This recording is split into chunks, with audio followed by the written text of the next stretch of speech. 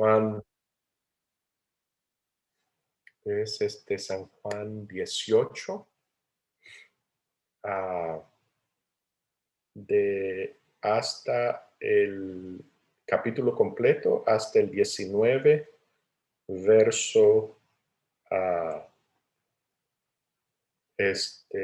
16. San Juan 18:1 hasta San Juan 19:16. Son 56 versículos para hoy. Yo lo puedo leer. Adelante, Lili.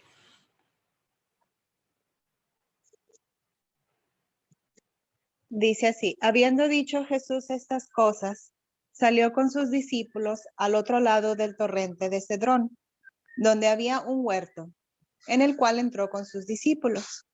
Y también Judas, el que le entregaba, conocía aquel lugar, porque muchas veces Jesús se había reunido allí con sus discípulos. Judas, pues, tomando una compañía de soldados y alguaciles de los principales sacerdotes y de los fariseos, fue allí con linternas, antorchas y con armas. Pero Jesús, sabiendo todas las cosas que le habrían de sobrevenir, se adelantó y les dijo: ¿a quién buscáis? Le respondieron: a Jesús Nazareno. Jesús les dijo: yo soy. Y estaba también con ellos Judas, el que le entregaba. Cuando les dijo: yo soy, retrocedieron y cayeron a tierra. Volvió pues a preguntarles: ¿a quién buscáis? Y ellos dijeron: a Jesús Nazareno. Respondió Jesús: os he dicho que yo soy. Pues si me buscáis a mí, dejad ir a estos, para que se cumpliese aquello que había dicho: de los que me diste, no perdí ninguno. Entonces Simón Pedro, que tenía una espada, la desenvainó e hirió al siervo del sumo sacerdote y le cortó la oreja derecha. Y el siervo se llamaba Malco. Jesús entonces dijo a Pedro: mete tu espada en la vaina. La copa que el Padre me ha dado, ¿no la he de beber? Entonces la compañía de soldados, el tribuno y los alguaciles de los judíos prendieron a Jesús y le ataron, y le llevaron primeramente a Anás, porque era suegro de Caifás, que era sumo sacerdote aquel año. Era Caifás el que había dado el consejo a los judíos de que convenía que un solo hombre muriese por el pueblo. Y seguían a Jesús Simón Pedro y otro discípulo. Y ese discípulo era conocido del sumo sacerdote, y entró con Jesús al patio del sumo sacerdote. Mas Pedro estaba fuera a la puerta. Salió pues el discípulo que era conocido del sumo sacerdote, y habló a la portera e hizo entrar a Pedro. Entonces la criada portera dijo a Pedro: ¿no eres tú también de los discípulos de este hombre? Dijo él: no, perdón, no lo soy. Y estaban en pie los siervos y los alguaciles que habían encendido un fuego, porque hacía frío, y se calentaban. Y también con ellos estaba Pedro en pie, calentándose. Y el sumo sacerdote preguntó a Jesús acerca de sus discípulos y de su doctrina. Jesús le respondió: yo públicamente he hablado al mundo. Siempre he enseñado en la sinagoga y en el templo, donde se reúnen todos los judíos, y nada he hablado en oculto. ¿Por qué me preguntas a mí? Pregunta a los que han oído, ¿qué les haya yo hablado? He aquí, ellos saben lo que he dicho. Cuando Jesús hubo dicho esto, uno de los alguaciles que estaba allí le dio una bofetada diciendo: ¿así respondes al sumo sacerdote? Jesús le respondió: si he hablado mal, testifica en qué está el mal. Y si bien, ¿por qué me golpeas? Anás entonces le envió atado a Caifás, el sumo sacerdote. Estaba pues Pedro en pie calentándose, y le dijeron: ¿no eres tú de sus discípulos? Él negó y dijo: no lo soy.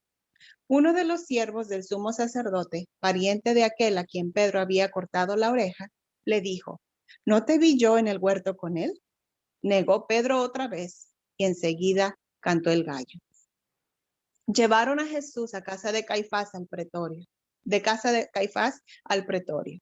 Era de mañana, y ellos no entraron en el pretorio para no contaminarse, y así poder comer la Pascua. Entonces salió Pilato a ellos y les dijo: ¿qué acusación traéis contra este hombre? Respondieron y le dijeron: si este no fuera malhechor, no te lo habríamos entregado.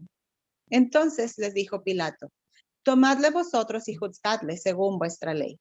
Y los judíos le dijeron, a nosotros no nos está permitido dar muerte a nadie, para que se cumpliese la palabra que Jesús había dicho, dando a entender de qué muerte iba a morir. Entonces Pilato volvió a entrar en el pretorio y llamó a Jesús y le dijo, ¿eres tú el rey de los judíos? Jesús le respondió, ¿dices tú esto por ti mismo o te lo han dicho otros de mí? Pilato le respondió, ¿soy yo acaso judío? Tu nación y los principales sacerdotes te han entregado a mí. ¿Qué has hecho?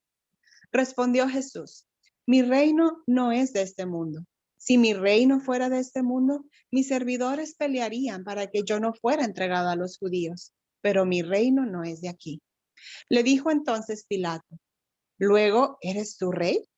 Respondió Jesús, tú dices que yo soy rey. Yo para esto he nacido y para esto he venido al mundo, para dar testimonio a la verdad. Todo aquel que es de la verdad, oye mi voz. Le dijo Pilato, ¿qué es la verdad? Y cuando hubo dicho esto, salió otra vez a los judíos y les dijo, yo no hallo en él ningún delito, pero vosotros tenéis la costumbre de que os suelte uno en la Pascua. ¿Queréis pues que os suelte al rey de los judíos? Entonces dieron voces de nuevo diciendo, no a este, sino a Barrabás. Y Barrabás era ladrón. Así que entonces tomó Pilato a Jesús y le azotó. Y los soldados entretejieron una corona de espinas y la pusieron sobre su cabeza y le vistieron con un manto de púrpura y le decían, salve, rey de los judíos, y le daban de bofetadas. Entonces Pilato salió otra vez y les dijo, mirad, os lo traigo fuera para que entendáis que ningún delito hallo en él. Y salió Jesús llevando la corona de espinas y el manto de púrpura. Y Pilato les dijo, he aquí el hombre. Cuando le vieron los principales sacerdotes y los alguaciles, dieron voces diciendo, crucifícale, crucifícale. Pilato les dijo, tomadle vosotros y crucificadle, porque yo no hallo delito en él. Los judíos le respondieron, nosotros tenemos una ley y según nuestra ley debe morir, porque se hizo a sí mismo hijo de Dios. Cuando Pilato oyó decir esto, tuvo más miedo y entró otra vez en el pretorio y dijo a Jesús, ¿de dónde eres tú? Mas Jesús no le dio respuesta. Entonces le dijo Pilato, ¿a mí no me hablas? ¿No sabes que tengo autoridad para crucificarte y que tengo autoridad para soltarte? Respondió Jesús, ninguna autoridad tendrías contra mí si no te fuese dada de arriba. Por tanto, el que a ti me ha entregado, mayor pecado tiene. Desde entonces procuraba Pilato soltarle, pero los judíos daban voces diciendo, si a este sueltas, no eres amigo de César. Todo el que se hace rey, a César se opone. Entonces Pilato, oyendo esto, llevó fuera a Jesús y se sentó en el tribunal en el lugar llamado el Enlosado, y en hebreo, Gabata. Era la preparación de la Pascua y como la hora sexta. Entonces dijo a los judíos, he aquí vuestro rey. Pero ellos gritaron, fuera, fuera, crucifícale. Pilato les dijo, ¿a vuestro rey he de crucificar? Respondieron los principales sacerdotes, no tenemos más rey que César. Así que entonces lo entregó a ellos para que fuese crucificado. Tomaron pues a Jesús y le llevaron. ¿Hasta cuál era, perdón? ¿Hasta ahí? Hasta ahí, sí. Bueno.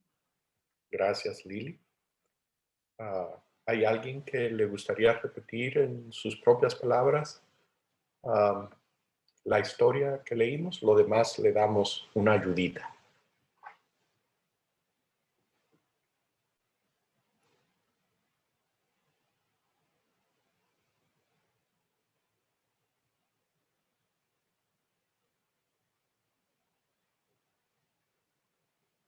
¿Quién se anima? Una valiente.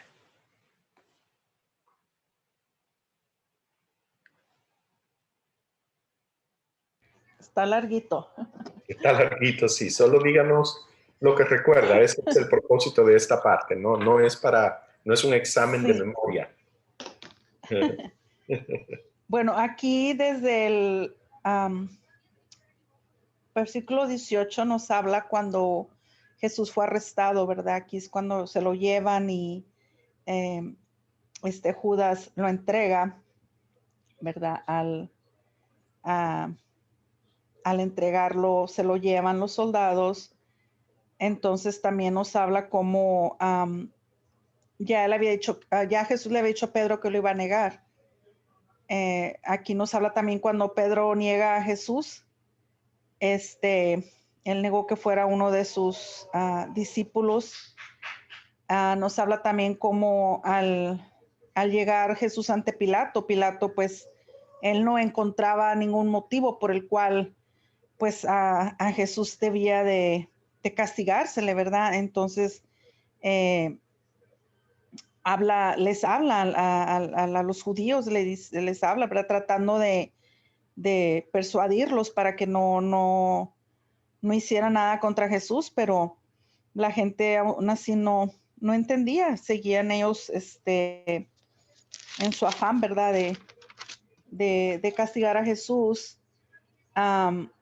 Lo mandaron a azotar, le pusieron la corona de espinas también, y sabiendo Pilato que él no tenía ninguna autoridad, él básicamente, como dicen, pues se lavó las manos, ¿verdad? Y ustedes, el pueblo, son los que quieren crucificarlo.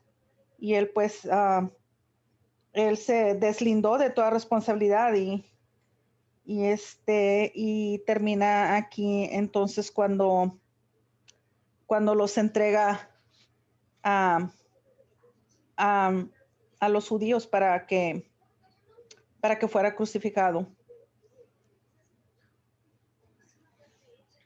Muy bien.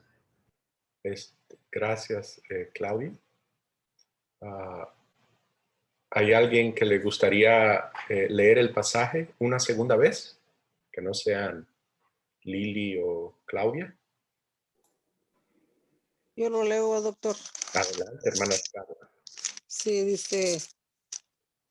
dice, habiendo dicho Jesús cosas, salió con sus discípulos al otro lado del torrente de Cedrón, donde había un huerto en el cual entró con sus discípulos, y también Judas, el que le entregaba, conocía aquel lugar, porque muchas veces que se había reunido allí con sus discípulos. Judas, pues, tomando una compañía de soldados y alguaciles de los principales sacerdotes y de los fariseos, fue allí con linternas y antorchas y con armas. Pero Jesús, sabiendo todas las cosas que le habían de sobrevenir, se adelantó y les dijo, ¿a quién buscáis? Y les respondieron, a Jesús Nazareno. Jesús les dijo, soy yo soy. Y estaba también con ellos Judas, el que lo entregaba. Cuando le dijo, yo soy, retrocedieron y cayeron a tierra. Volvió pues a preguntarles, ¿a quién buscáis? Y ellos dijeron, a Jesús Nazareno.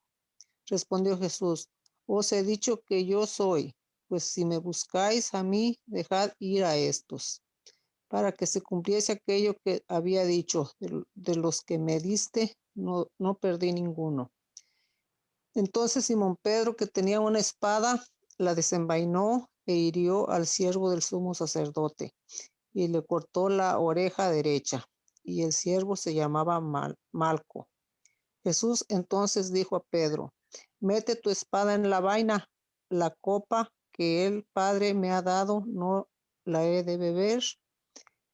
Entonces la compañía de soldados, el tribuno y los alguaciles de los judíos prendieron a Jesús y le ataron. Y le llevaron primeramente a Anás, porque era suegro de Caifás, que era sumo sacerdote aquel año. Era Caifás el que había dado el consejo a los judíos de que convenía que un solo hombre muriese por el pueblo. Y seguían a Jesús Simón Pedro y otro discípulo. Y este discípulo era conocido del sumo sacerdote y entró con Jesús al patio del sumo sacerdote. Mas Pedro estaba fuera, a la puerta salió. A la puerta y salió, pues, el discípulo que era conocido del sumo sacerdote, y habló a la portera, e hizo entrar a Pedro. Entonces la criada portera dijo a Pedro: ¿No eres tú también de los discípulos de este hombre? Dijo él: No lo soy. Y estaban en pie los siervos y los alguaciles que habían encendido un fuego porque hacía frío y se calentaban. Y también con ellos estaba Pedro en pie, calentándose.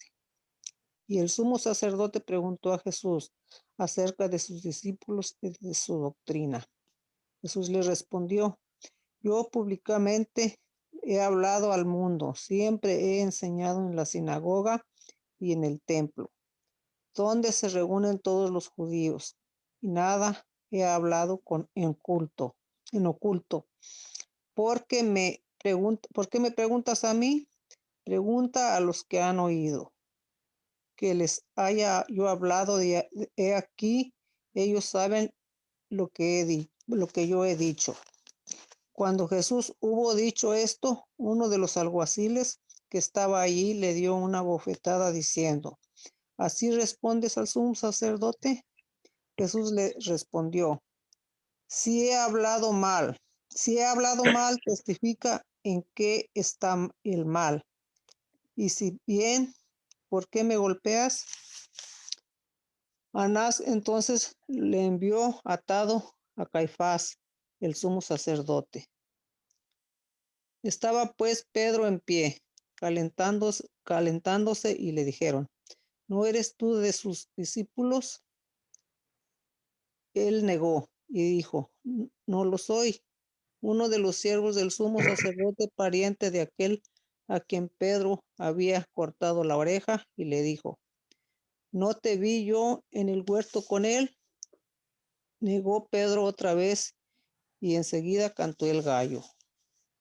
Llevaron a Jesús de casa de Caifás al pretorio.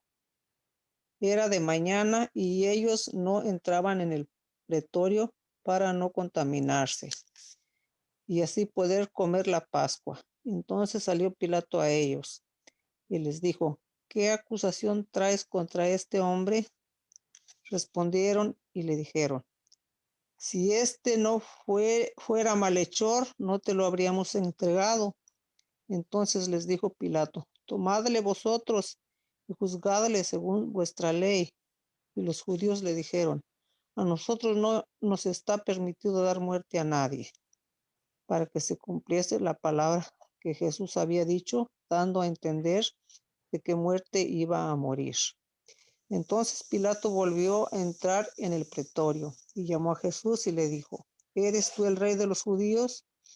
Jesús le respondió: ¿Dices tú esto por ti mismo o te lo han dicho otros de mí?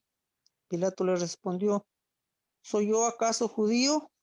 Tu nación y los principales sacerdotes te han entregado a mí. ¿Qué has hecho?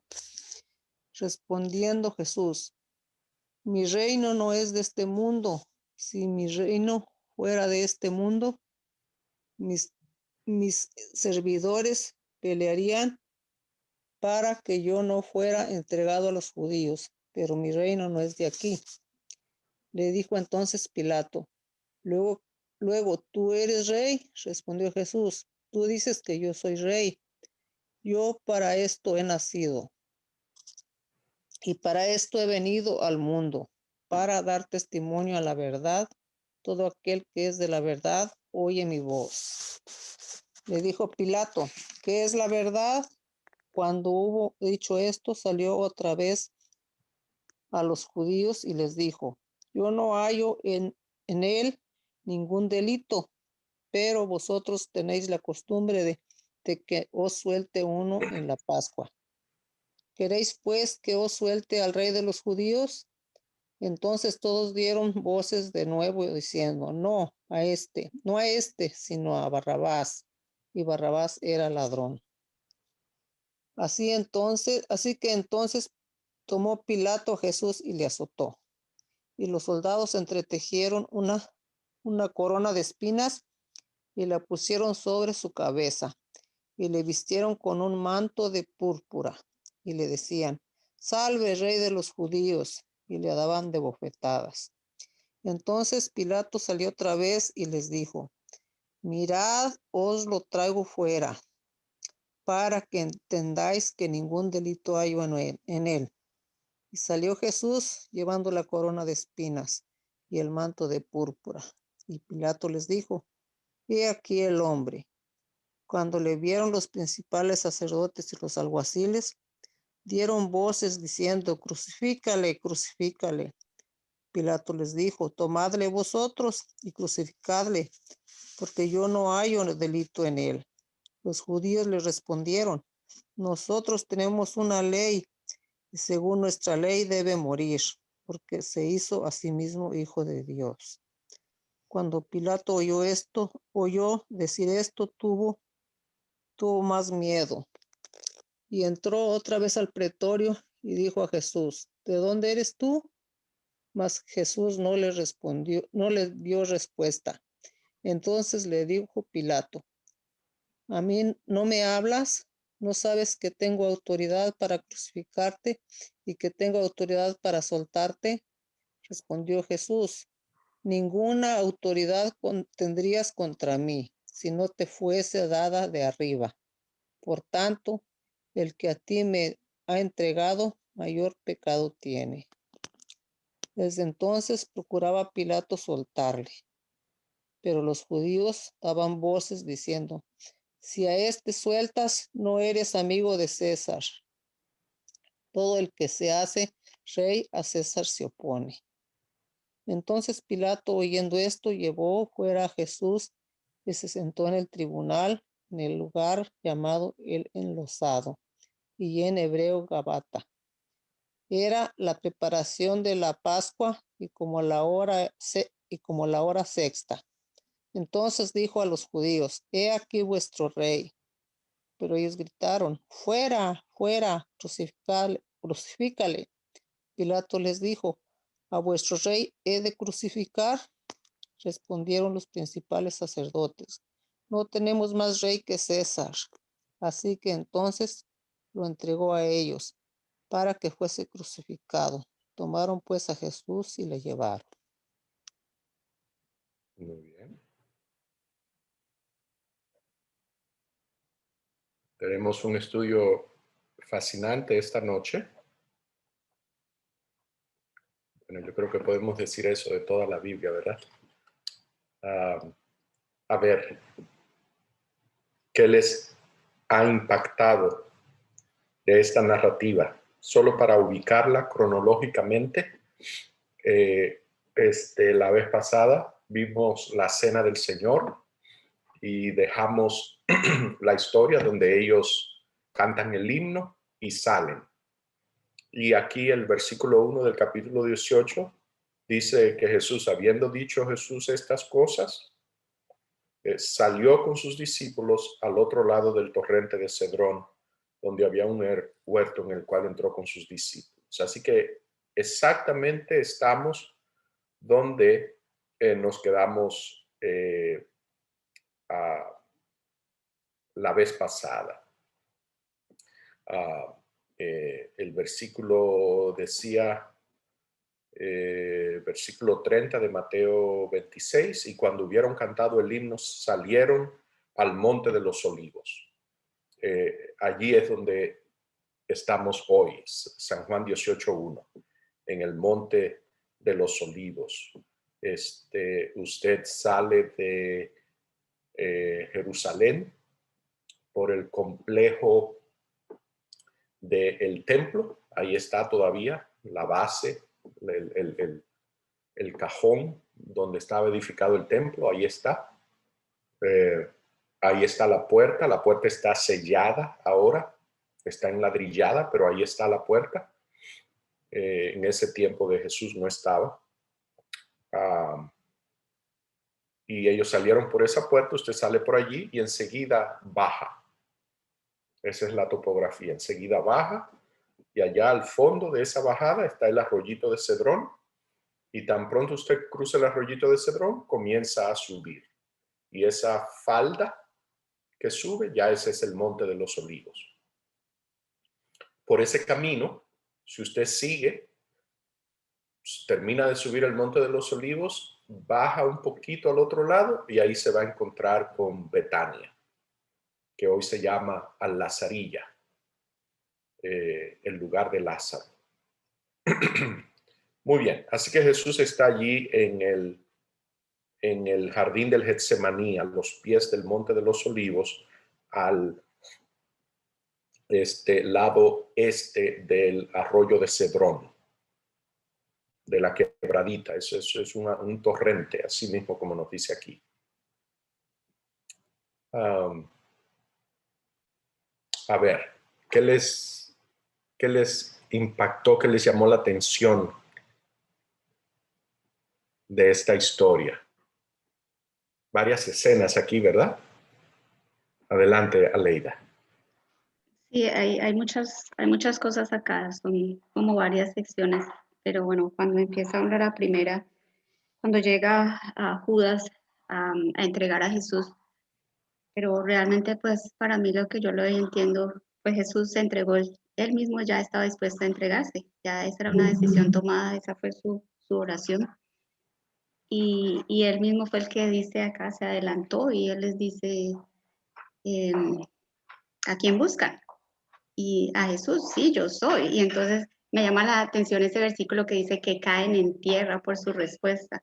Entonces fue él mismo, o sea, él mismo ya dijo que ya esta sí fue la hora porque pues vemos que en otras partes hubo oportunidad en que todos estos sacerdotes y escribas y todos estos dirigentes querían atraparlo y no podían.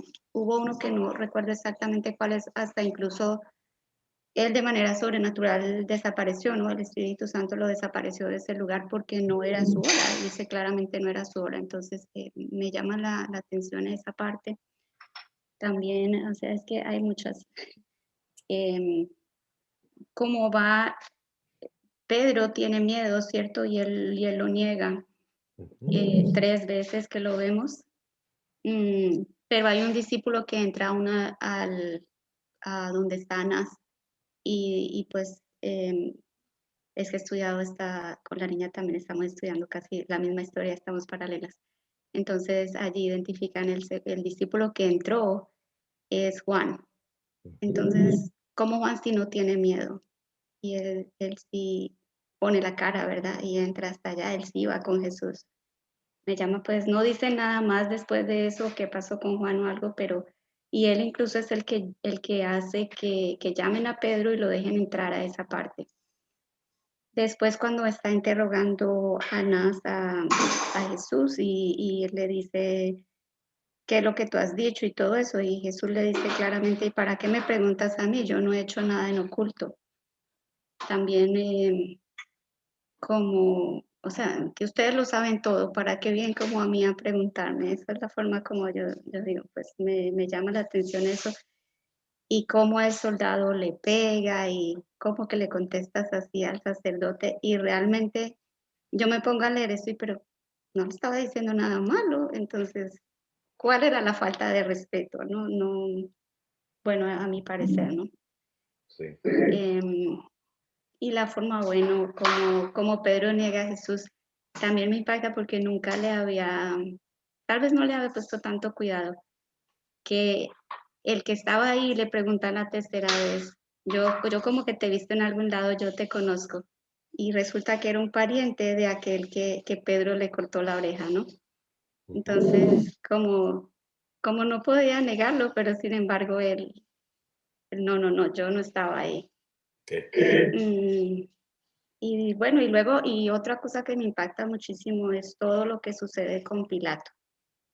Como yo no sé, yo tengo la sensación pues de que, por eso dice en ese versículo que Pilato tembló como de miedo, porque yo pienso que él sabía con quién estaba hablando, pero fue una batalla que tenía entre servir a César, a su puesto, o reconocer que él era el Hijo de Dios, porque Jesús se lo dijo clarito, es lo que yo creo, que le dijo, no soy rey de los judíos, pero sí soy rey, y le dijo quién era y cuál era su misión. Ujú. También esa parte me impactó, es que tiene mucho, pero más que todo, pues son como esas cosas así. ¿Qué nos dice esta historia, esta narrativa acerca de Dios, de sus planes, de sus propósitos, de su carácter? ¿Qué nos dice esta historia acerca de Jesús, sus planes, sus propósitos, su carácter? ¿Qué nos dice acerca de los seres humanos, de nuestros planes, de nuestra naturaleza? Gracias por hacer esa pregunta, doctor. Buenas noches a todos. Buenas noches. Buenas noches.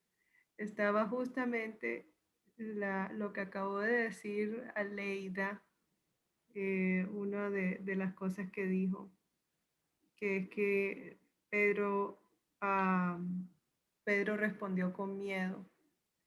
Y estaba mirando que nos dice de los hombres, en la parte donde Pedro saca la espada. Ujú. Cuando llegan allí y nunca lo había pensado en el versículo 10. Entonces Simón Pedro, que tenía una espada, la desenvainó e hirió al siervo del sumo sacerdote. ¿Por qué Pedro hizo eso? Yo pienso que Pedro estaba aterrorizado. Pienso que tenía miedo. Y pienso que el miedo nos hace querer defendernos y el querer defendernos nos hace agresivos. Me hace incluso pensar en la naturaleza de la defensa del hombre, que pensamos que defendernos es algo muy bueno. Y yo lo que estoy viendo es que la defensa es agresión, es agresiva. Yo no veo a Jesús en actitud de defensa, mas nosotros los hombres todo el tiempo, por lo menos yo, tenemos por miedo una actitud de defensa que nos hace dar rabia contra otras personas. O sea, sacamos la espada, ¿no? Entre comillas.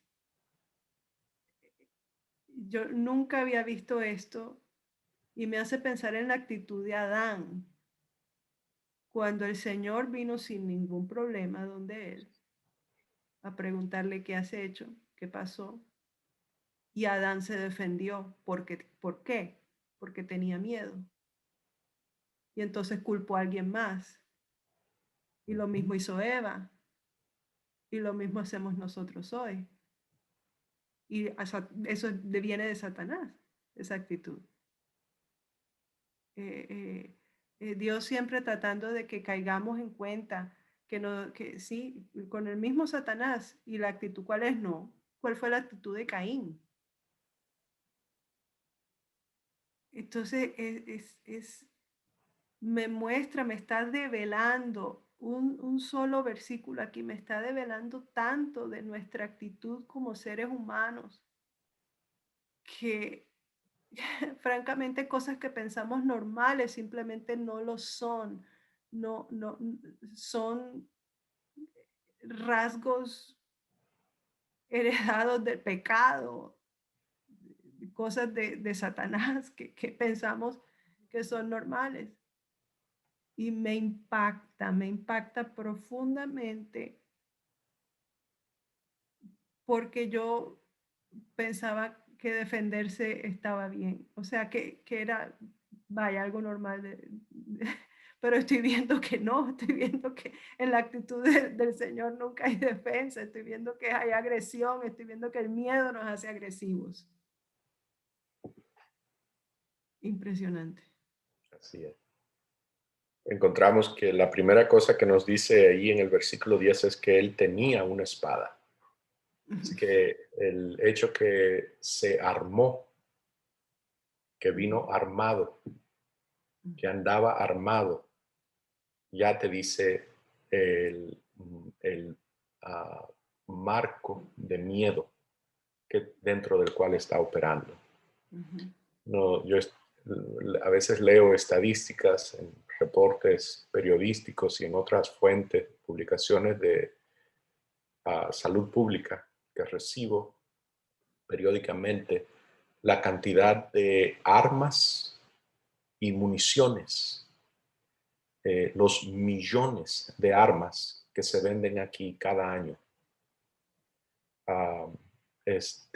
Y cómo la gente piensa que el que anda armado es el valiente. Dicen, those are brave people, son gente valiente, gente que está listo a pelear por su libertad, gente admirable, patriotas. Encontramos que Pedro no sale muy bien parado de esta narrativa. La conducta de Pedro es una conducta cobarde, demuestra, expresa su cobardía, su miedo. La otra persona que está operando con el miedo, y lo dice explícitamente, es Pilato, el hombre al que todo el mundo, el hombre más poderoso en este grupo. Si contamos a todos la gente con poder aquí, Anás, Caifás, no aparece Herodes en la narrativa de Juan, pero sabemos que Pilato envió a Jesús a Herodes y Herodes se lo devolvió a él. De los cuatro, el hombre que tiene la autoridad del imperio, el que tiene el poder del imperio, el respaldo del imperio, el que sin él nadie puede hacer nada, es Pilato. Y lo que me dice la palabra es que Pilato tuvo más miedo. No es que venía, ¿lo notaron en el pasaje?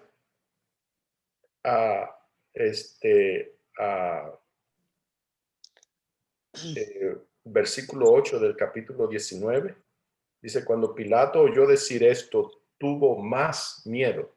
No fue que ahí fue que le dio miedo, es que el miedo que traía ahora se le aumentó.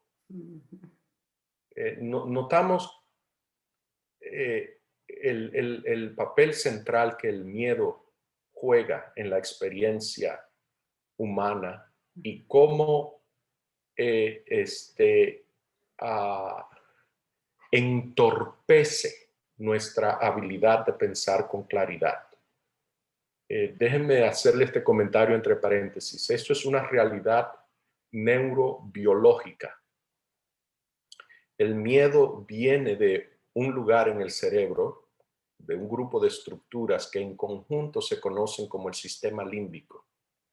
Si usted mete una línea que entre más o menos por aquí y salga por este lado y tira otra que desde aquí que salga por aquí abajo, donde ellas se cruzan allí en el centro, en el medio, ahí está el sistema límbico.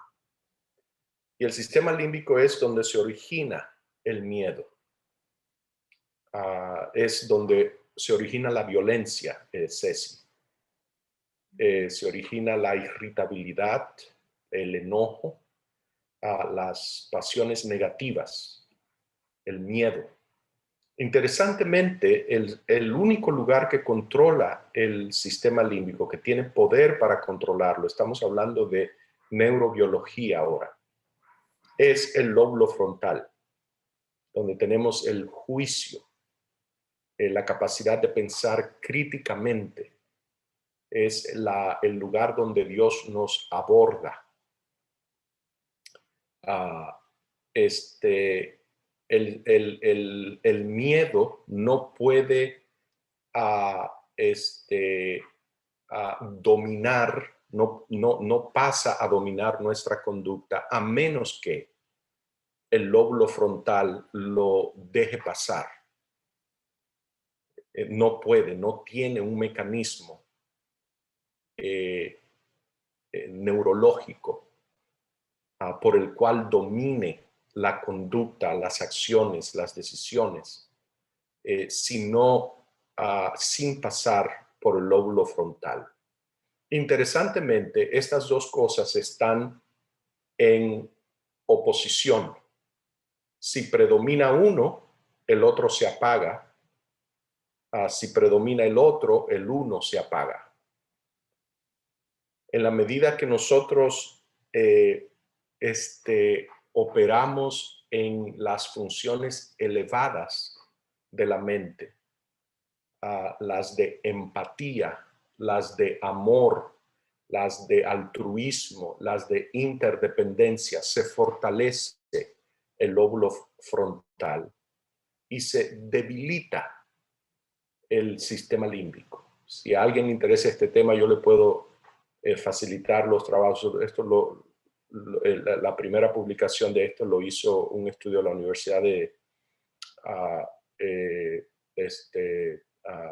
Pensilvania, el departamento de neurología tremendo que hay. Yo tengo un amigo que se entrenó en este lugar, un compañero, de hecho, hicimos nuestra residencia de medicina interna juntos. Esto es así. Encontramos a Pilato operando entonces y encontramos a Pedro operando entonces en un marco de miedo, lo cual les entorpece su capacidad de inhibe su lóbulo frontal. Cuando uno predomina, el otro se apaga. Así que encontramos a Pedro actuando con violencia, negando a Jesús, actuando de la manera que actúa, de una manera que después que se apaga el sistema límbico, él piensa y llora amargamente y lo lamenta. Tenemos evidencia histórica fuera de la Biblia que a Pilato le pasó algo similar. Ambos lamentaron profundamente las decisiones que tomaron. Así que encontramos de una manera no solo espiritual, sino de una manera física, médica, biológica, material, el impacto que el miedo tiene para dañar, para enfermarnos, para que actuemos contrario a lo que es mejor para nosotros mismos, a nuestros propios intereses. El miedo nos traiciona, nos paraliza, el miedo no es de Dios.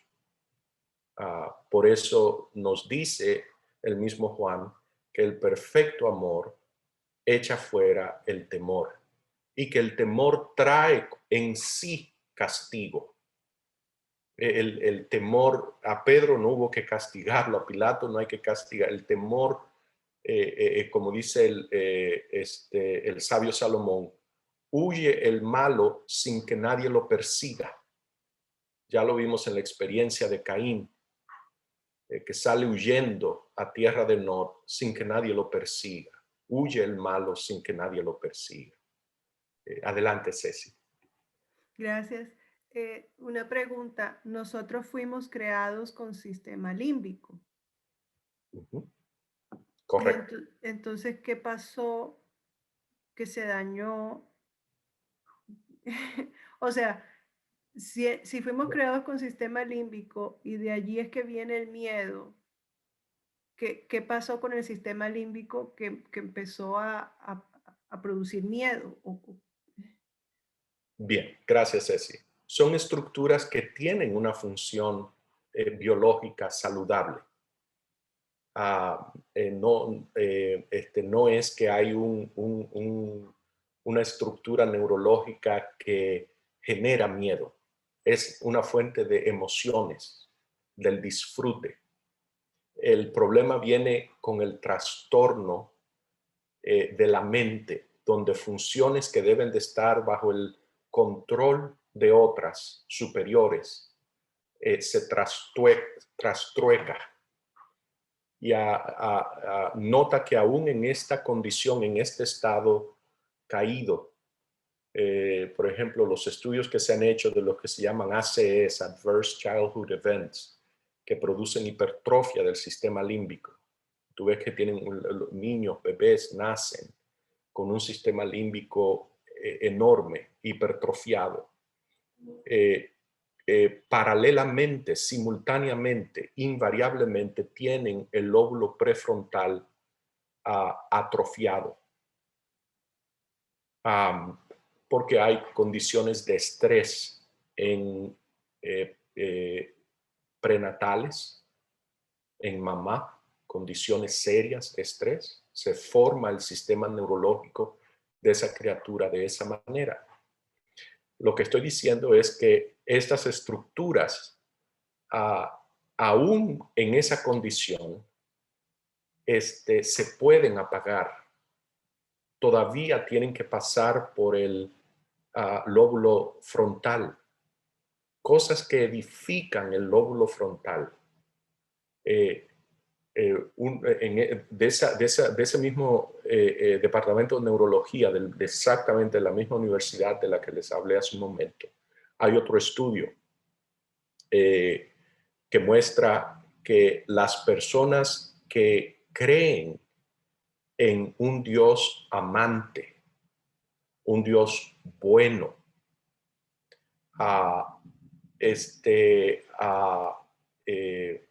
tienen un Dios empático, su sistema prefrontal, las funciones elevadas de la mente, está más desarrollado y tienen un sistema límbico más apagado. Las personas que creen en Dios, aun si no creen en un Dios amante, les va mejor que al que no cree en Dios, pero les va peor que a los que creen en un Dios que es amante. El que cree en Dios, aunque crea en un Dios que no es amante, no recibe la totalidad del beneficio que reciben ese grupo. Y esto se manifiesta en salud física, se manifiesta en salud emocional, en todos los marcadores de bienestar psicológico, social y físico de la persona. Y la correlación neurológica directa es con que el lóbulo frontal está relativamente desarrollado con respecto a las estructuras que forman el sistema límbico. Lo opuesto se conoce, ya lo mencioné en el primer estudio, también es verdad. La gente que tiene un sistema límbico desarrollado mueren prematuramente, padecen de un montón de enfermedades crónicas, tienen dificultad reteniendo trabajo, estudiando, son dropouts, muerte prematura, alto índice de uso de drogas recreacionales, abuso de alcohol, violencia en su casa, matrimonios destruidos, todos los indicadores y marcadores de una existencia miserable. Las personas que tienen el sistema límbico desarrollado. Así que encontramos a Pedro aquí entonces, dominado por el miedo, trae armas, listo a usar la violencia, impulsado por el miedo, que es lo contrario a lo que pensamos. Pensamos que el que está dispuesto a usar armas es una persona valiente, es una persona que no tiene miedo. Ya sabemos, la Biblia me está diciendo que no es así. Que el que trae armas, que el que está listo a matar es porque tiene miedo a que lo maten a él.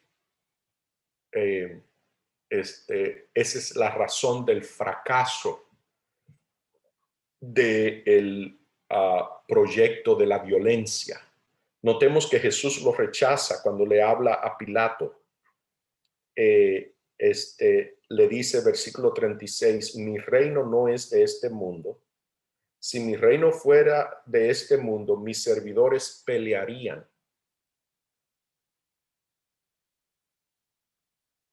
¿Ve? Hay una corriente hoy dominante de cristiandad que es militante, que pelea para avanzar el reino de Dios. Ese es para avanzar, es el reino de Dios. Es de Dios, el Dios de verdad, el de la Biblia. Ese es el anticristo, ese es Babilonia. Es avanzar el reino de Dios por el uso de la violencia, peleando. La pregunta clave allí para saber si el proyecto de Dios es según Cristo o según el anticristo, la pregunta que hay que hacer es muy sencilla.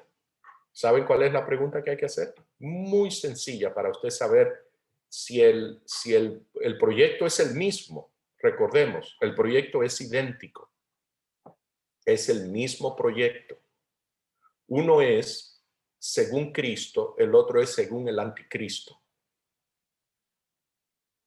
Hay una pregunta sencilla que se lo dice inmediatamente de quién es.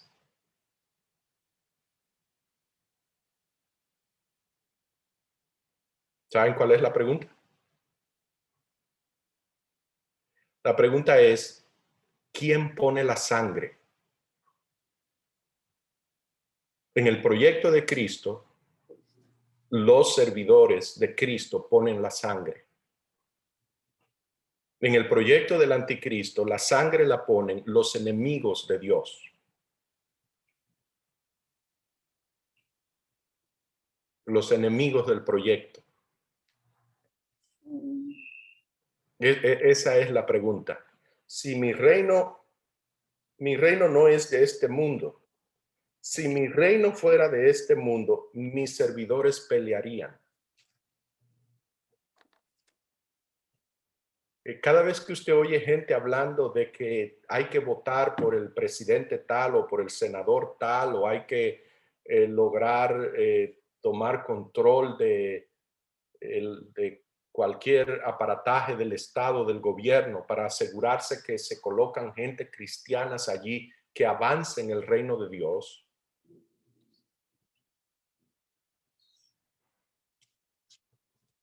Recordemos que el poder del Estado descansa sobre la violencia. El gobierno tiene el monopolio de la violencia.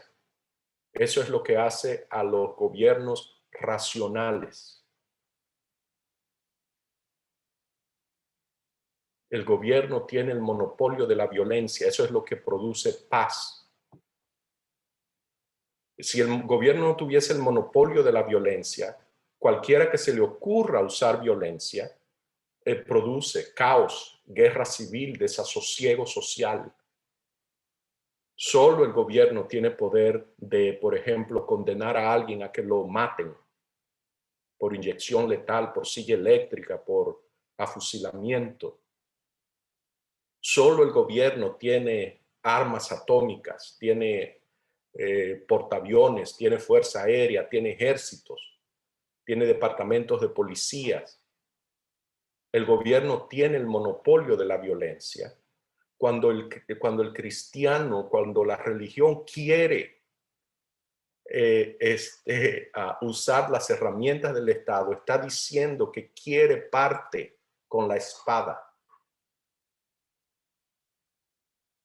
Que el Estado es una herramienta en manos de Dios para Dios avanzar su reino. Ese es el proyecto del anticristo. La gente piensa que el proyecto del anticristo es un proyecto de promover el mal. El proyecto del anticristo es un proyecto que avanza la agenda de Dios. Es el proyecto de Dios.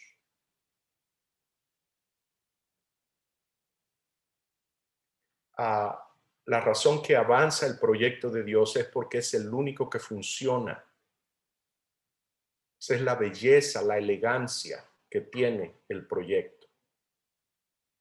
Y todo el que lo estudia lo descubre y lo sabe. La iglesia cristiana lo tiene.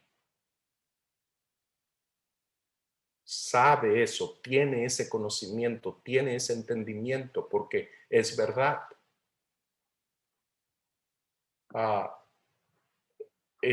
Lo que no gusta del proyecto es esto que le pasó a Jesús aquí. Que a Jesús vienen, lo prenden y lo atan. Que a Jesús vienen y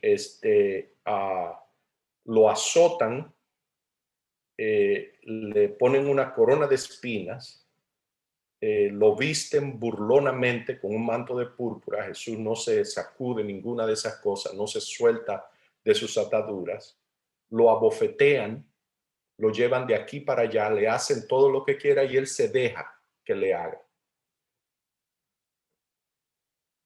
Esa es la parte que es simplemente intolerable para el anticristo, para la iglesia cristiana hoy.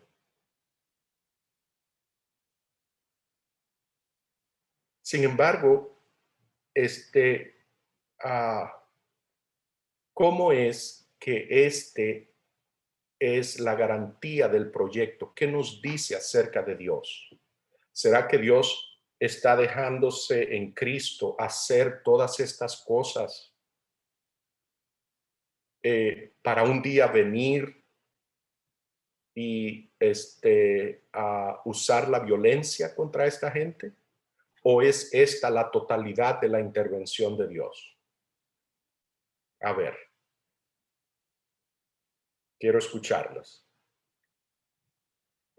Yo estoy preguntando, ¿es Jesús que se está dejando que le hagan todas estas cosas?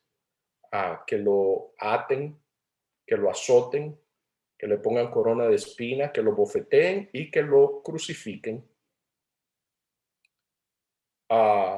Así termina, lo entregó a ellos para que fuese crucificado. Tomaron pues a Jesús y le llevaron. Notemos que son cosas que le hacen.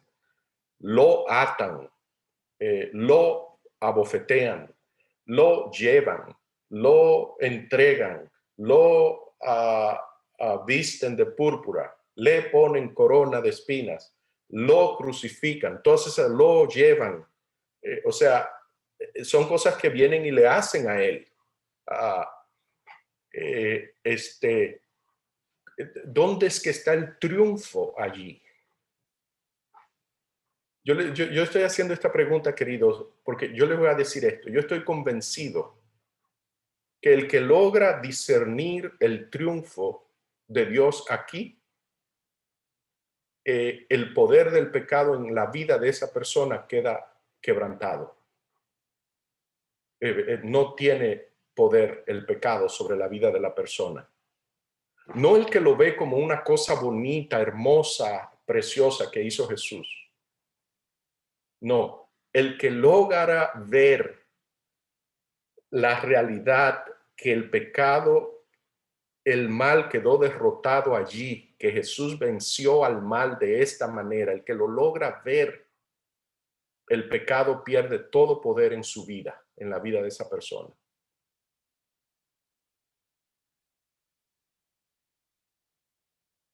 ¿Cómo es que Jesús derrota a esta gente dejándose hacer todas estas cosas?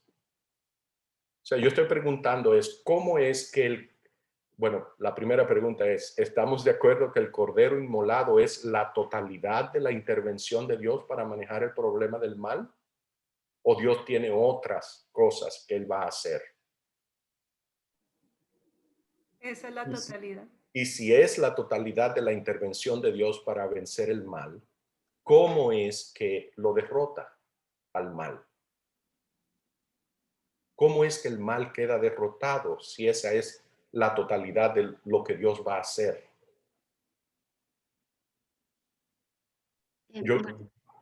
¿Puedo hacer la primera pregunta? Vamos a ver, me gustaría escuchar de ustedes. Porque es que este es el misterio queridos, la señora White dice que este es el misterio que revela todo otro misterio. Todos los misterios quedan revelados en este misterio. La cruz, ella dice, es el misterio que revela todos los misterios.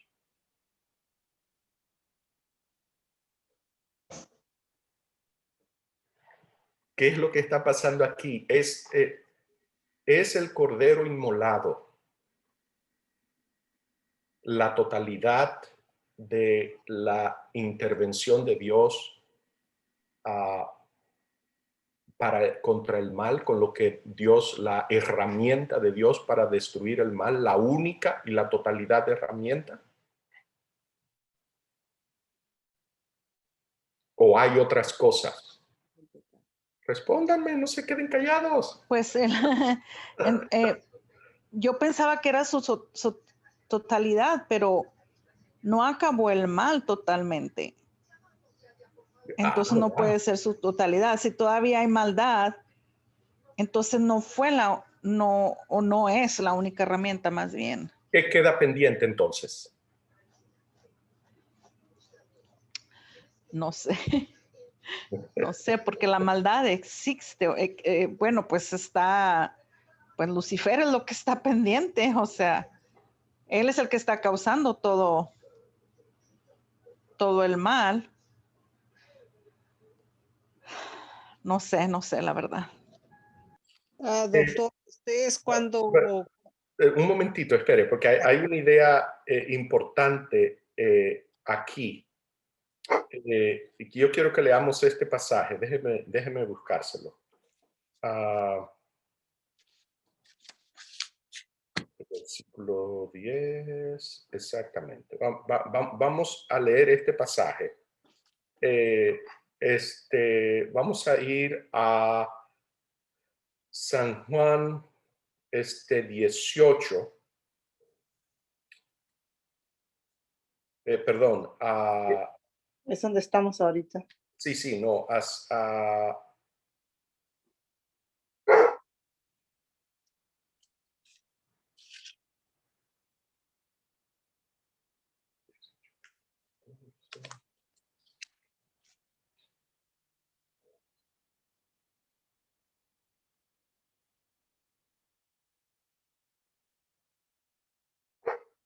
Bien.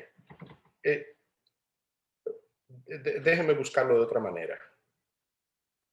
Yo lo tenía aquí a mano.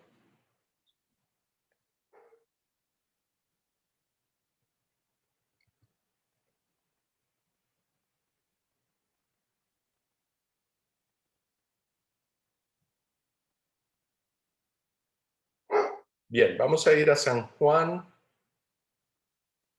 12:31. San Juan 12:31. Jesús dice, ahora es el juicio de este mundo, ahora el príncipe de este mundo será echado fuera.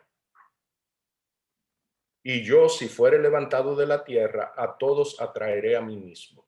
Entonces, yo le pregunto, Claudia, ¿fue derrotado o no fue derrotado el príncipe de este mundo y fue echado fuera?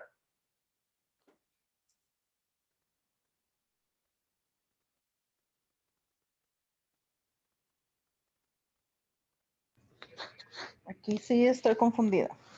Porque dice, ahora es el juicio de este mundo, ahora el príncipe de este mundo será echado fuera. Ajá.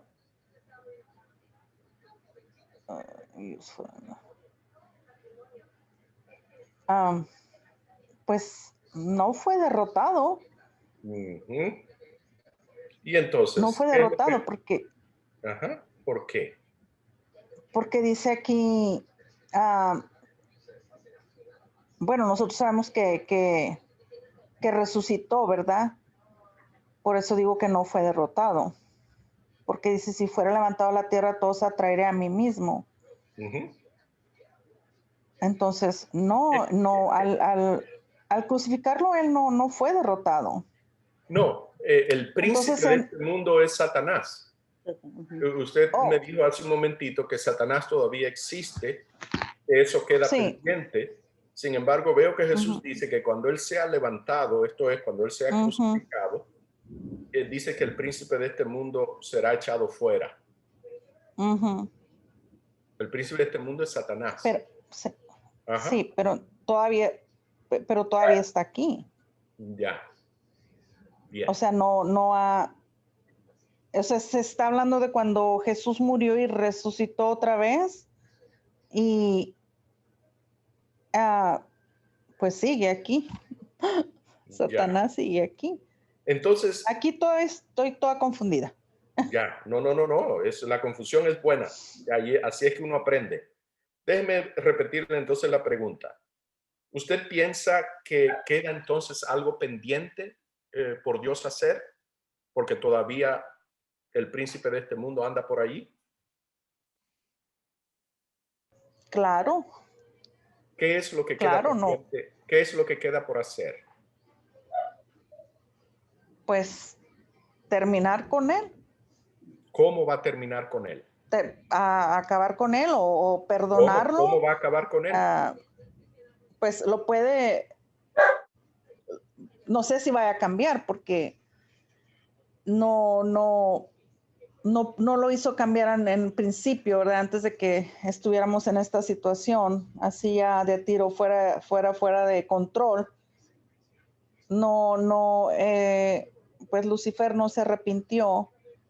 Entonces, no sé cómo, no sé cómo vaya a acabar con él.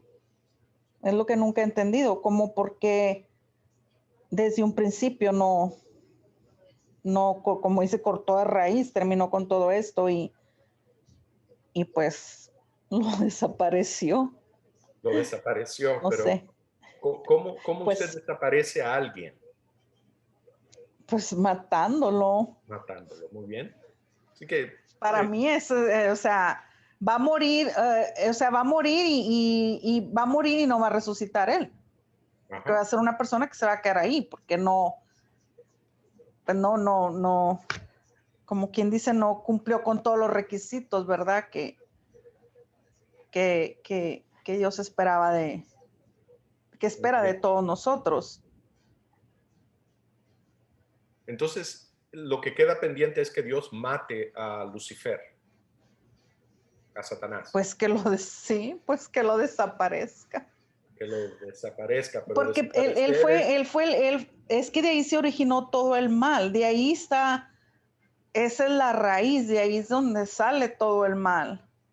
bien, no, Entonces sí, ya pues todos hemos sido tentados, ¿verdad? Pues hemos pecado, hemos hecho muchas cosas que no debíamos de haber hecho, ¿verdad? Y entonces, ¿por qué no cortó de raíz con él? Es lo que no.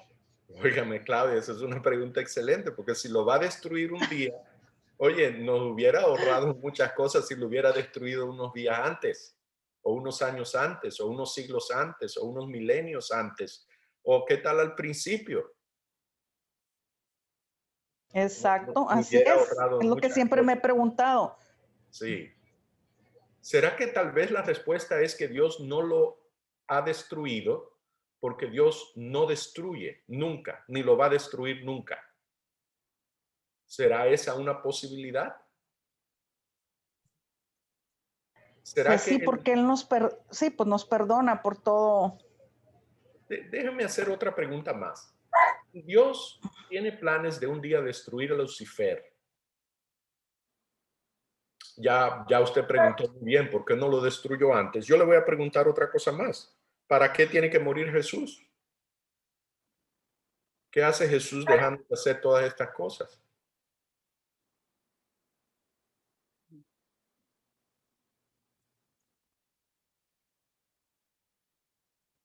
Lo repite otra vez, por favor. Es que aquí está la tormenta horrible.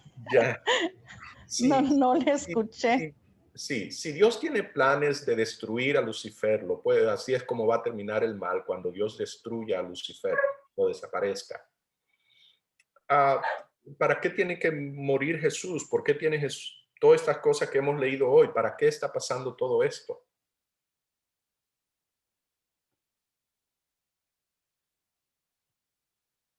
Pues quizás lo hizo Dios para, de alguna forma, como lo dijimos la vez pasada, ¿verdad? Librarnos de todo, de todas estas ataduras que tenemos. Lo hizo por medio de Él. Para salvarnos, como dice usted, es que Dios no destruye. Él no nos va a destruir, no nos va a acabar. Al contrario, nos va a dar... Pero perdón, ¿cómo sabemos eso? Si Dios va a destruir a Lucifer, va a destruir a Satanás, ¿cómo podemos estar seguros que no nos va a destruir a nosotros también? Pues, la forma en que vamos a acabar es si no creemos en Cristo, pues no vamos a resucitar, vamos a quedar ahí muertos. Yo creo que para mí esa es la forma que nos va a acabar, o sea, no vamos a vivir, ahí vamos a quedarnos, no vamos a irnos al cielo cuando Él venga. Bien. ¿Cómo se vence el mal? ¿Cómo queda erradicado el mal? Es la pregunta que estamos haciendo. Y hasta ahora tenemos la respuesta de que lo que Jesús está haciendo aquí no es suficiente, no puede ser la totalidad, porque todavía existe Satanás y Satanás tiene que ser destruido y Dios lo destruirá en su momento oportuno. ¿Hay alguna otra respuesta?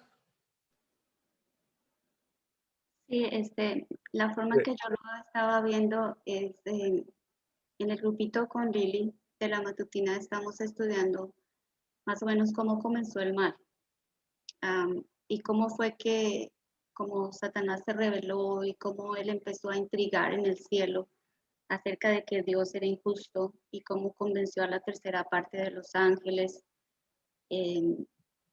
y cómo Dios no hizo nada, lo dejó hacerlo. Y cuando se hace todas esas preguntas de cómo pues Dios se dejó igual hacer todo lo que le hicieron, ¿verdad? No es aceptable, pero porque Él no hizo nada. Entonces yo pensaba en esto mismo que hemos estado reflexionando en estos días. Eh, y era que, porque la pregunta era, bueno, pero es que en ese momento eh, Satanás, que era Lucifer, el ángel, el querubín más exaltado después de Jesús, y cómo él empezó a intrigar y la forma como él lo presentaba era como Dios es injusto y yo lo que estoy haciendo es un movimiento porque esto es, tengo que demostrarle a los demás que es verdad, que Dios no es justo, pero Dios no hizo nada. Y entonces, en parte de la reflexión es, y si Dios lo acaba en ese mismo momento, pues porque no esperan los otros ángeles que acabe también con ellos y que les sirvan a Dios por temor, pero no porque ellos reconocen que Dios de verdad es justo y es bueno. Entonces, tenía que dejar que siguiera el curso, que los ángeles tomaran su decisión, que vieran realmente, que pudieran entender y tomar su decisión si iban a ir con Satanás o si entendían el carácter de Dios y se querían quedar con él. Y pues no sé si eso será la palabra, desafortunadamente ha tenido que pasar todo este tiempo para que lo veamos y para que, como dicen, no somos pues los únicos seres en este mundo, hay otros seres creados que nos están mirando, pero en la tierra somos los únicos que hemos caído. Y se necesita dar ese testimonio. Pero, Una vez se dé ese testimonio, hermana Leida, la pregunta que estamos haciendo es, ¿cómo es que termina? Entendí cómo comenzó. La pregunta que estamos haciendo es, ¿cómo es que termina? pues se hace, lo que yo entiendo es viene todo este plan de salvación, ¿no?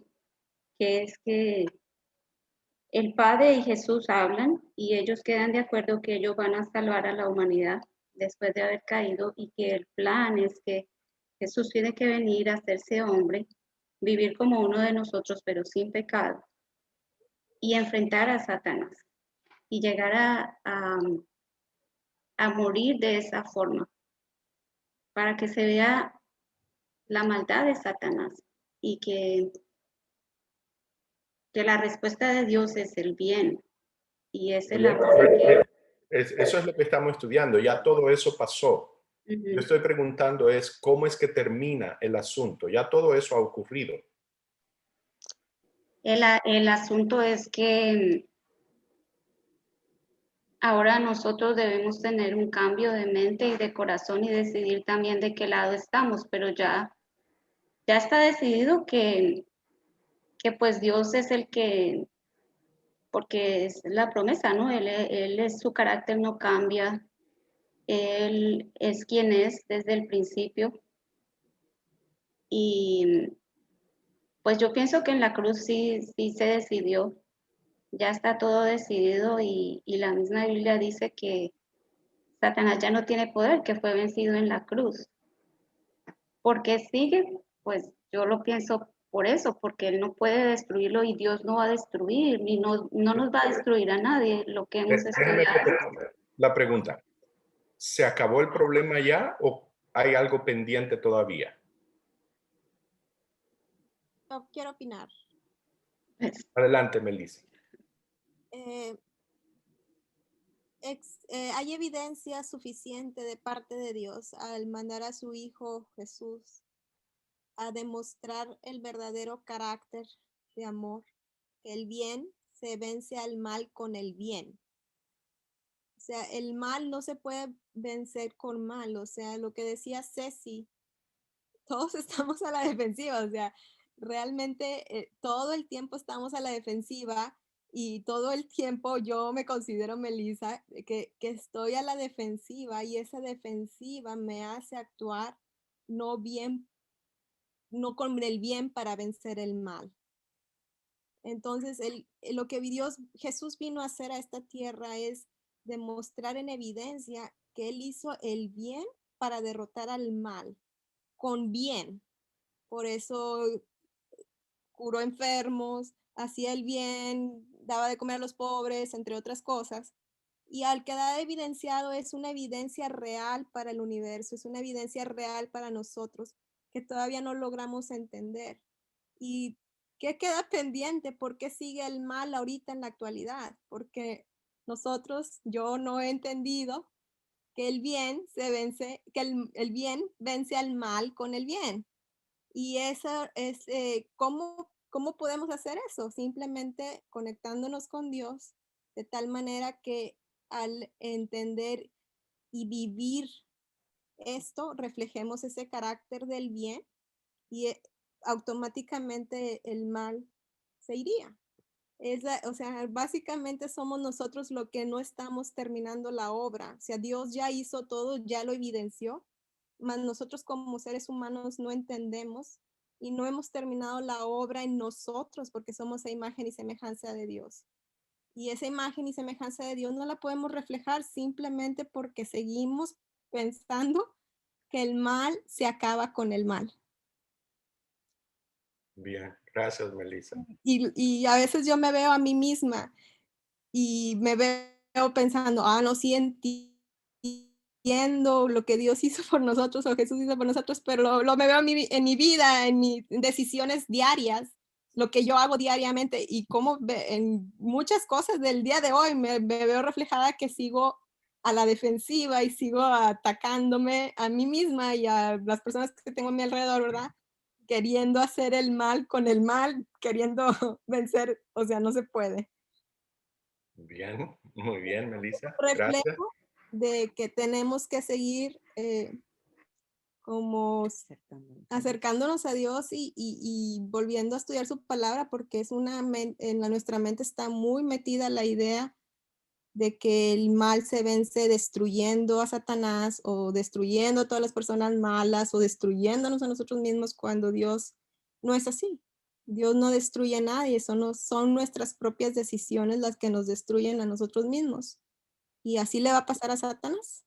Él se va a destruir a sí mismo por sus decisiones, no porque venga Dios y lo mate en un fuego como muchas personas creen. Gracias, Melissa. ¿Alguien más? Sí, yo también quería, gracias Melissa y a todos, también quería comentar añadiendo,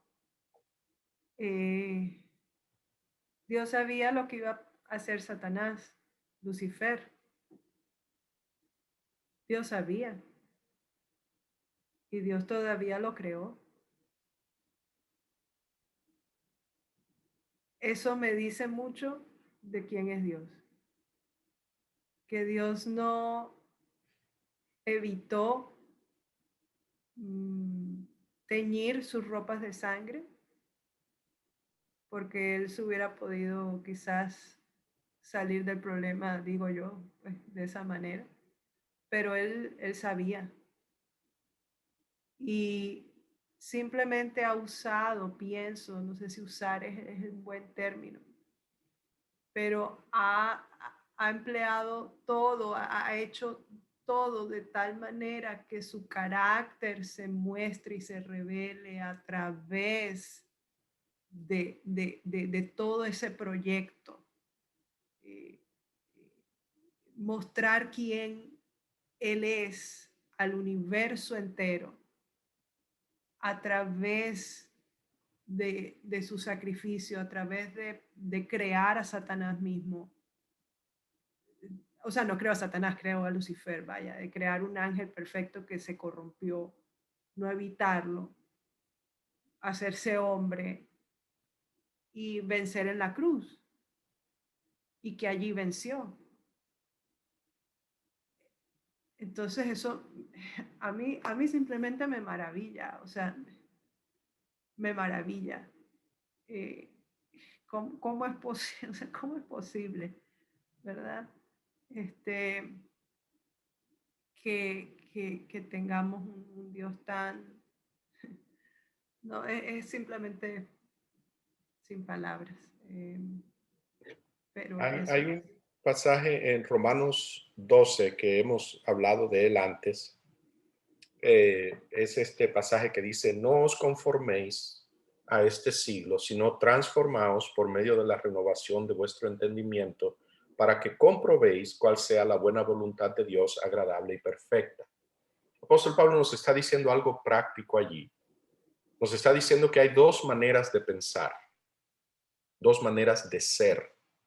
Una es los que se conforman a este siglo. La Biblia usa el término este siglo para referirse a este mundo, a este tiempo, a esta edad, a la sabiduría de esta tierra, la sabiduría de Pedro, que lleva una espada, porque es a inaugurar un reino, la sabiduría de Pilato cuando le pregunta: ¿eres rey?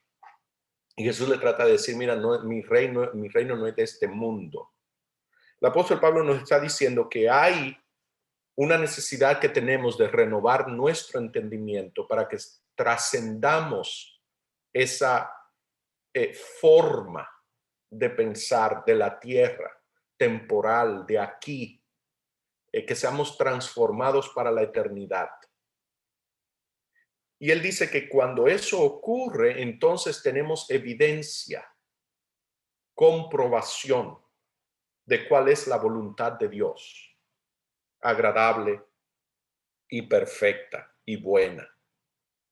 Y entonces él pasa a hacer una lista en este capítulo de cosas que describen una persona que ya ha comprobado, que ya ha sido renovado su entendimiento, que ya ha sido transformado, que es un transformador, no un conformador. ¿Qué dice él? Que no tiene un más alto concepto de sí mismo que el que debe de tener, dice en el versículo 3, que reconoce que existimos en una interdependencia, que yo necesito ser parte de un circuito, de un círculo de dar para recibir. que lo podemos contrastar con la idea de Caín, que quería solamente recibir y no dar, abdicar su responsabilidad de guardar la tierra, solo quería trillar la tierra, extraer de la tierra. Nos habla de que somos un cuerpo, que lo que cuando yo existo independiente o pretendo que puedo existir independientemente o separado de mi prójimo, estoy garantizando mi destrucción, no funciona. Me habla del servicio en el versículo 7. Me habla de el amor que sea sin fingimiento, aborrecer lo malo, seguir lo bueno, versículo 9. En versículo 10 nos insta a amarnos unos a otros con amor fraternal. En el versículo 11 me dice que debo de empatizar. Todas estas son funciones del lóbulo frontal, dicho sea de paso. Me habla de empatizar,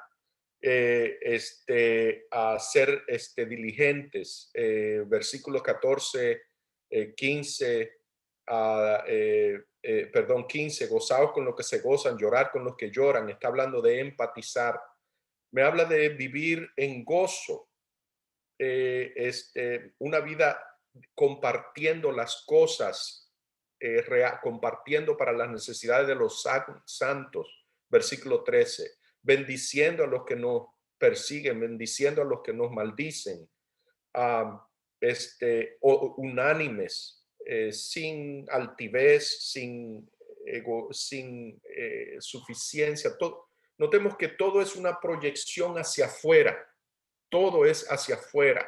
Proyéctate hacia afuera, sirve a los demás, atiende a los demás, es enfocándote hacia afuera. Todas esas son actividades, y dicho sea de paso, eso está en este estudio que les hablé hace un rato del el Departamento de Neurología Jiquets. Esas son las cosas que fortalecen el lóbulo prefrontal, que todas están asociadas con longevidad, con salud, con bienestar, con vidas plenas, etcétera. Es de esto que está hablando el apóstol Pablo aquí. En lo que sea, mientras en lo que dependa de ti, estad en paz con todos, no hay rencilla. La venganza, déjasela a Dios. Y entonces él concluye con el versículo 21 con esta declaración: no seas vencido de lo malo, sino vence con el bien el mal. ¿Cómo es que el bien vence al mal? Es la pregunta central. Todo lo que acabamos de leer hoy de Jesús en su crucifixión, esa es la totalidad, eso es toda la provisión que Dios ha hecho para vencer el mal. No espere otra cosa de Dios, no hay otra intervención. Esa es la totalidad. Por lo tanto, el mal está vencido ya. El príncipe de este mundo ha sido echado fuera. Que anda por allí, como nos dijo Claudia, es verdad. Que el mal sigue dominando y teniendo poder sobre muchos, eso es verdad.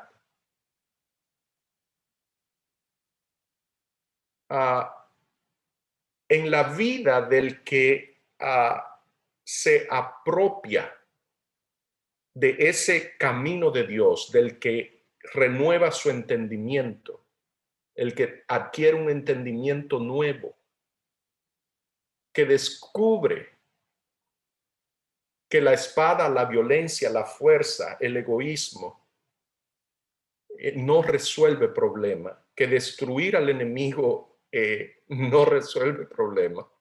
Te conviertes tú en parte del problema si quieres destruir al enemigo. Que los que son de mi reino no pelean al estilo de pelea de la tierra. El que descubre eso en su vida, el poder, el pecado pierde todo poder. Así que el mal tiene poder solo en la medida que hoy, después de la muerte y la crucifixión de Jesús, solo en la medida que los hombres, habiendo conocido a Dios, como dice Romanos capítulo 1, no lo reconocen como Dios, no lo toman en cuenta, no lo aprobaron. Dice, habiendo conocido a Dios, no aprobaron no a tomarlo en cuenta, no aprobaron tomarlo en cuenta. Es el no tomar en cuenta a Dios, es mirar el proyecto de Dios, no querer el proyecto de Dios. Esa persona queda dominada por el mal, por eso no tiene poder para vencer el mal, porque el mal solo lo vence el bien. No hay destrucción futura, ni para Satanás, ni para nadie, viniendo de manos de Dios. La destrucción de ellos viene de ellos mismos. ¿Por qué no se ha destruido, no está destruido hoy físicamente, desaparecido? Fue la palabra, el verbo que hemos estado usando. Satanás. No está desaparecido todavía, porque todavía no han operado su desaparición. La Biblia le llama esto el completamiento de la ira de Dios. La ira de Dios es el ausentarse Dios, o para decirlo más correctamente, es cuando Dios es quitado de en medio. Y Dios todavía no ha sido quitado de en medio por los malos. Cuando Dios es quitado de en medio, entonces se culmina o completa la ira de Dios. O sea, su ausencia es completa. Ahora el mal, entonces, implosiona y se destruye. Eso es lo que la cruz demuestra. Ese es el triunfo del bien, el Cordero inmolado. ¿Hay alguna pregunta, comentario, algo más?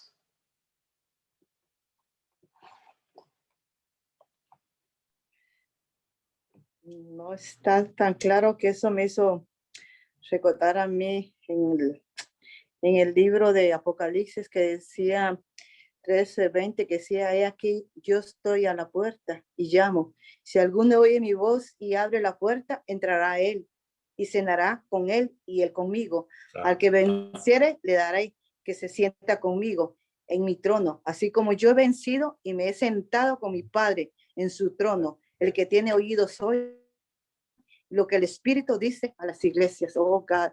Entonces, sí, que está claro de que la ley de Dios tenía que suceder todo lo que hizo Satanás desde el cielo para acá, para que se cumpliera la ley de Dios, porque si nos hubieran dado todo, desde que si de ahí se hubiera vencido y hubieran matado a Satanás, creo que nosotros nos hubiéramos perdido todos y no hubiéramos conocido la grandeza ni la gracia de nuestro Señor Jesucristo. Si aún teniendo así, veces fallamos, porque sí fallamos. Entonces, yo creo que más claro, pues no sé si estoy equivocada o no sé. Muy bien, Esperanza, así es, así es, así es. En la medida que participamos de la mente de Dios, de la mente de Cristo, manejamos el mal de la misma manera como Jesús lo manejó, como Dios lo maneja, con el bien. Y en esa medida el mal pierde su poder sobre nuestras vidas. Ese es el triunfo de Dios. Muy bien. Bien, wow. Se hizo bien tarde hoy, vamos a tener una palabra de oración entonces, y les voy a dar los pasajes para la próxima semana. Están en Lucas capítulo 23, versículos 32 al 56. Lucas 23, 32 al 56. Muy bien, vamos a orar. Buen Dios y Padre, gracias por su palabra. Gracias, Señor, por Jesús. Gracias, Dios, por su sacrificio a nuestro favor. Gracias porque en ese sacrificio nos revela la naturaleza de su verdadero carácter. Dios, perdone nuestros pecados, perdone nuestras faltas. Lávenos de toda maldad, quite todo pecado de nuestras vidas, a que podamos disfrutar a plenitud de su comunión.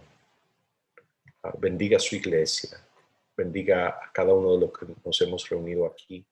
Le pedimos nuevamente por Alcira, por Francisco, por Claudia, por la familia de Erika y los planes de ella. Tráiganos de nuevo la próxima vez en el nombre de Jesús. Amén. Amén, amén, amén.